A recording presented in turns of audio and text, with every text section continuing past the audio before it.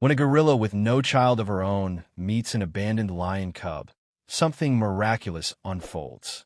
Their bond defies nature, and the ending will leave you speechless.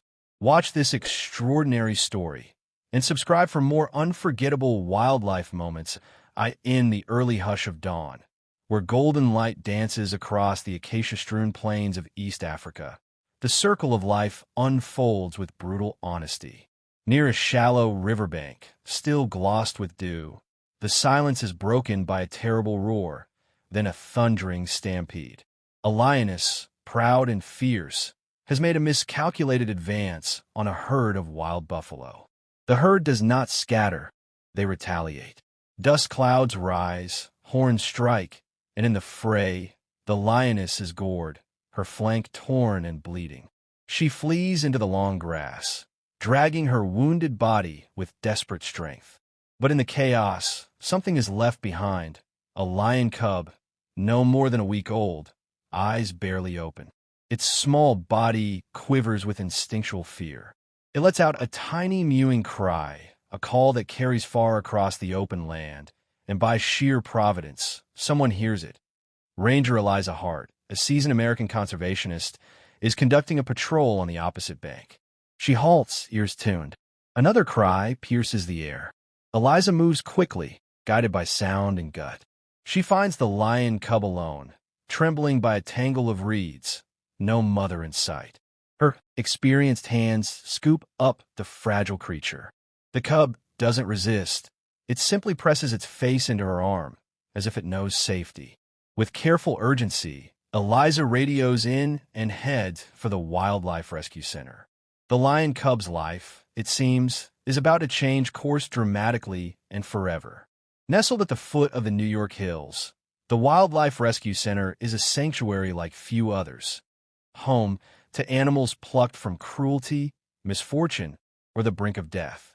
There are elephants with missing tusks, birds with singed feathers, and deep within one shaded enclosure, 5 gorillas who once lived behind circus bars.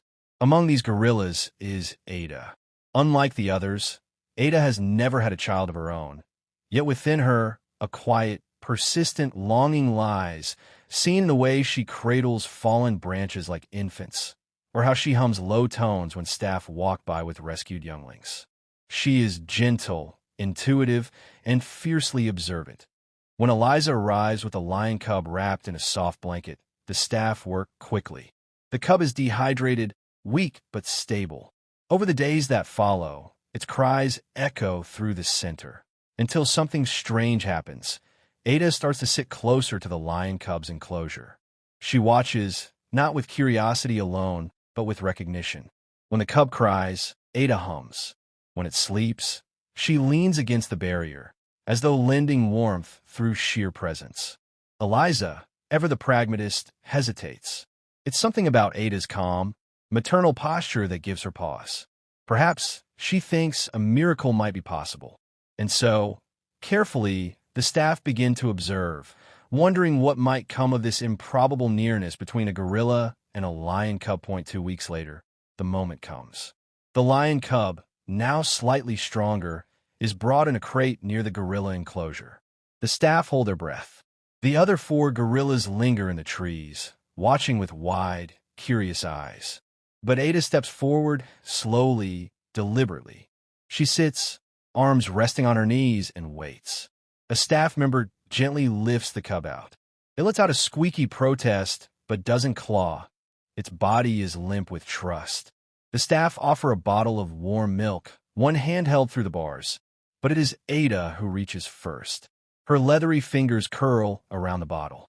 She studies it, sniffs, then gently holds it upright. The lion cub opens its mouth and suckles, nestled in the crook of her arm, as though it had always belonged there. A stunned silence falls. Even the other gorillas, once skeptical, draw closer, not out of alarm, but out of awe. Eliza, watching from behind reinforced glass, feels the weight of what is unfolding. This is no trained performance, no coaxed behavior. This is instinct. This is care. Over the following days, Ada begins feeding the lion cub regularly. She grooms it gently nudges it towards soft grass, hums when it whimpers, and allows it to nap beside her belly. The bond forms with quiet certainty. The lion cub follows Ada like it would a lioness, bumping her hand with its nose, learning her rhythms, mimicking her slow, swaying gait. What began as an experiment becomes something deeper. A gorilla who never bore a child, a lion cub who lost its mother, and in between them, a bridge of compassion the wild had never written in its rulebook. Under Ada's tender guardianship, the lion cub thrives. It learns to balance, to pounce in the grass, and to nuzzle against Ada's side during midday naps. Sometimes it bats its small paws against Ada's chest in play, and she responds with a patient nudge or a tickle under the chin. At times, the lion cub mimics her, walking on its hind legs for 2 clumsy steps, or copying her hand-to-mouth gestures. Eliza and the team document everything. The footage spreads, a gorilla raising a lion cub. News outlets call, biologists debate, but within the sanctuary, life continues quietly. Ada never parades, she simply cares. And the lion cub, though growing stronger by the day, never strays far from her side. Yet even Eliza knows this cannot last forever. The lion cub belongs to the wild. Its muscles are beginning to swell. Its instincts, curiosity, caution, and the faintest glimpse of the predator will begin to awaken. Still, the bond remains, and for now, as the sun sets over the open fields and the call of distant birds echoes overhead, the cub sleeps curled against Ada's arm. Safe, loved. It is in every sense of the word. Home at by its 5th month, the lion cub begins to change. The sharpness in its eyes deepens. It no longer swats at butterflies in jest. It stalks them, calculating. The playful tumbles become measured leaps. Staff recognize the shift. The time has come. A new enclosure is prepared. Here, the lion cub can practice hunting, stalking shadows, pouncing on decoy prey, sharpening claws against bark. The process is gradual, designed to reawaken instincts. Ada watches as the lion cub is led away. She does not cry. She does not resist. She sits in her favorite corner, her face unreadable. But as the gate closes behind the cub, her hand lingers against the ground. The cub turns once, their eyes meet, then it is gone. Weeks pass. The lion cub grows bolder, stronger. It stalks with confidence, wrestles with mock prey, and roars not in fear, but in command. Eliza watches from a distance, a notebook in hand.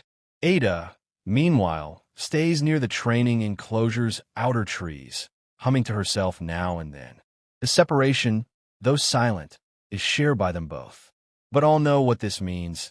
The lion cub is preparing not just to survive, but to return to where it was born, to the savannah, to the wild. On the morning of the lion cub's release, the skies are clear. Eliza opens the crate one last time, but not before a final visit. She leads the lion cub toward Ada's enclosure. The others sit in the trees, silent, sensing what this is. The lion cub hesitates at first, then walks toward the barrier. Ada steps forward, no sound, no movement. Then slowly, the lion cub places its head through the open gate. Ada meets it halfway, forehead touches forehead. They stay that way, still and breathing in rhythm, as if recording each other's scent for memory's sake. No tears, just presence, just understanding. Then Eliza calls. The lion cub turns slowly, and with one last look, it walks away. Ada watches until the vehicle disappears down the red dust road. Then she turns, returns to her corner, and hums once more as Eliza drives the lion cub toward its new territory. She glances at the rearview mirror. Behind her is a gorilla who mothered a predator. Ahead lies the lion cub's future, wild, uncertain, and free. The story of Ada and the lion cub spreads across continents, a rare testament to empathy unbound by species. Conservationists cite it as proof that nurture transcends nature, that compassion speaks in many tongues, and in the hush between animal and human, predator and primate, the world glimpsed something sacred, a legacy not of blood, but of care, a story to never be forgotten. In the vast theater of nature, where survival is often a solitary struggle. Stories like that of Ada and the lion cub remind us of something profoundly beautiful, that compassion knows no boundaries. Here, a gorilla with no child of her own and a lion cub stripped of its mother found solace in each other. Their bond was not born of instinct alone, but of a rare, silent understanding, an echo of the empathy that lives deep within us all. If this story moved you, if it made you pause, reflect, and marvel, then we invite you to join us on more journeys like this one. Like this video, subscribe to our channel, and help us share the wonder of the wild with the world, because every creature, every bond, and every story deserves to be remembered. Together, let's keep the wild alive, not just in the wilderness, but in our hearts.